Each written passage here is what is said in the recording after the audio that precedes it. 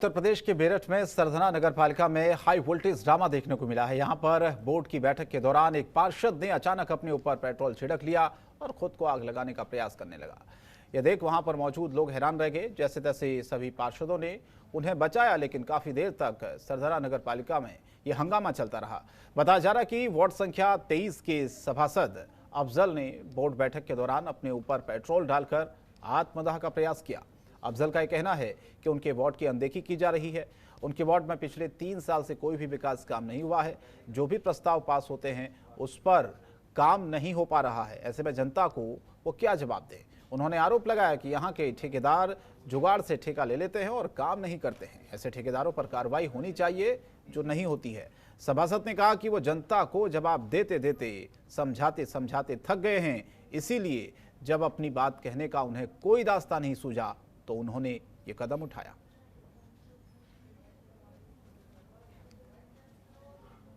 पूर्ण कर पाए ठेकेदार सभी वार्डों में 3 साल से छोड़ रखे हैं। राज्य वित्त का जो पैसा आता है लगभग सुनो, राज्य वित्त में ठेकेदार काम करने को तैयार नहीं है। सभी वार्डों में ये हाल है। सभासद जी, इनके पीछे किसका हाथ मान रहे हैं आप? क्या मामला है ये? क्यों कौन? ये तो आप बताइए ना, ये बूझे मालूम करिए किसका हाथ है। 3 साल हो गए इस ठेकेदार को।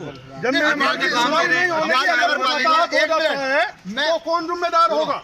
मैं बता रहा पत्रकार भाइयों को, सभासदों को धमकाया जा रहा है, सब काम करा जा किसी रहा भी है। ठेकेदार पे सख्ती से हमारी नगर पालिका नहीं करती। अगर विभागीय कार्रवाई ठेकेदारों पे करें तो सख्ती से ये काम करेंगे। फिर अब ये क्या कर रहे, राज्य वित्त का जो पैसा है वो हमें कम मिलता है, उसमें टेंडर हुए हैं 3 साल पुराने। ठेकेदार कर रहे नहीं, ठेकेदार काम नहीं कर रहे। ठेकेदार फिर अपनी पावर दिखा के ठेकेदार कहीं ना कहीं से फोन करा के अपनी पावर से 14 वित्त में फिर टेंडर ले लें।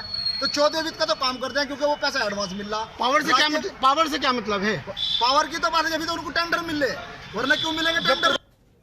और सार्वजनिक क्षेत्र के 2 और बैंकों के निजीकरण के प्रस्ताव के विरोध में सरकारी बैंकों की हड़ताल का आज दूसरा दिन है। सोमवार को हड़ताल के पहले दिन बैंकिंग कामकाज प्रभावित हुआ था। हड़ताल के चलते सार्वजनिक क्षेत्र के बैंकों में नकदी निकासी, जमा चेक क्लियरेंस और कारोबारी लेन देन प्रभावित हुआ। तो वहीं यूपी के लखनऊ, आगरा, मेरठ और बहराइच में भी बैंक कर्मी अपनी मांगों को लेकर सड़कों पर उतर आए हैं। सरकार की नीति के खिलाफ बैंक कर्मियों ने जमकर नारेबाजी की। कहा कि अगर सरकार ने मांगे नहीं मानी तो ये हड़ताल अनिश्चितकालीन के लिए की जाएगी। अगर जरूरत पड़ी तो आंदोलन और तेज किया जाएगा। तो 4 तस्वीरें हैं उत्तर प्रदेश की, लखनऊ, आगरा, मेरठ और बहराइच, जहां पर बैंकों के निजीकरण को लेकर आक्रोश और ये प्रदर्शन आज देखा गया।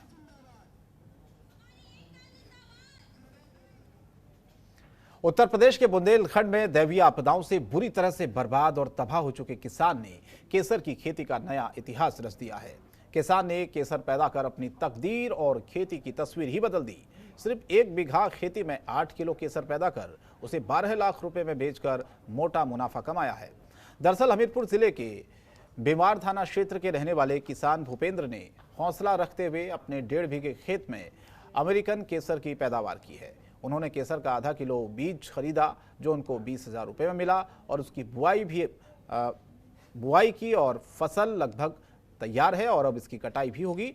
तो इसका फूल 50,000 से 1.5 लाख रुपए किलो में बिकेगा। साथ ही इसका बीज 40,000 रुपये किलो बिकेगा। तो इस तरह से किसान को मुनाफा भी हुआ है।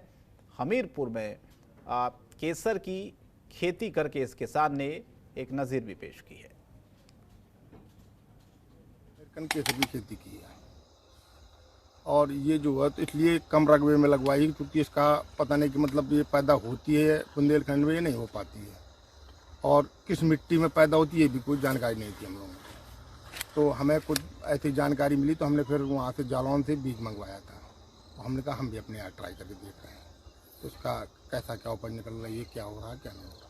कितनी लागत लगी थी इसमें? इस पर लागत मान लीजिए कि बीज की लागत है 20,000 रुपये का आधा केजी बीज आया था, 40,000 रुपये प्रति केजी बीज आया था और इसमें यूरिया DAP डालेंगे जाती जैविक है और बस निराई उड़ाई का इसमें खर्च आता है और पानी का खर्च आता है। पानी बहुत लगता है। उत्पादन कितना होता है? अब उत्पादन इसका लगभग मान लीजिए कि 7 से 8 केजी का बीघा तक हो जाता है। अभी आपने क्या इसमें कुछ इनकम कमाई या अभी पहले? नहीं, अभी कुछ नहीं कमाया, पहली बार। इसका मार्केट रेट कितना है? मार्केट रेट 75 से 1.5 लाख तक बताया जाता है। पर केजी? हाँ, पर केजी का। और इसका जो है तो प्रयोगशाला में प्रयोग करते हैं कि जैविक है या इसमें ऑर्गेनिक है, पूर्ण की नहीं है, या इसमें कोई यूरिया डीएपी का तो नहीं डाली गई खेत में, तो फिर उस रेट के हिसाब से बिकती है। 50,000 से लेकर 1.5 लाख तक का भी 1 केजी बिकती है। तो ये आपको नसीहत कहाँ से मिली? नसीहत ये जालौन जिले में एक किसान ने की थी, वो था तो उसने बताया था, तो फिर वहाँ से बीज लाए और बीज ला के बोया। और लखनऊ के सिविल अस्पताल में एक प्राइवेट डॉक्टर महीनों से मरीजों का ऑपरेशन कर रहा था। मामला उजागर होने के बाद अस्पताल से लेकर स्वास्थ्य विभाग तक खलबली मची। आनंद फानंद में अस्पताल प्रबंधन ने मामले की जांच के लिए समिति गठित कर दी। दरअसल सिविल में निजी अस्पताल का एक डॉक्टर महीनों से मरीजों का ऑपरेशन कर हजारों रुपए का खेल कर रहा था और बीते दिन डॉक्टर सिविल अस्पताल की ओटी में आयुष्मान कार्ड धारक झारखंड निवासी एक मरीज का ऑपरेशन करने पहुंच गया।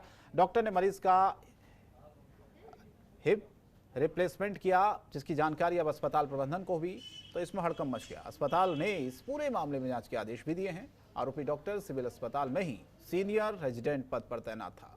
कोरोना काल में कोविड-19 ड्यूटी लगने के बाद उसने इस्तीफा दे दिया था और तब से वो निजी प्रैक्टिस ही करता था।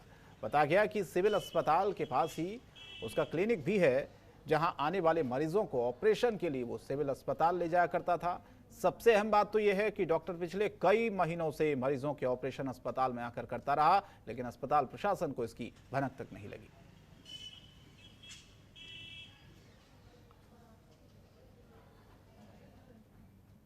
और खबरों में फिलहाल इतना ही, लेकिन जनतंत्र टीवी पर खबरें जारी रहेंगी। नमस्कार। खबरों के निष्पक्ष विश्लेषण के लिए सब्सक्राइब करें Jantantra TV and press the bell icon. Never miss any update.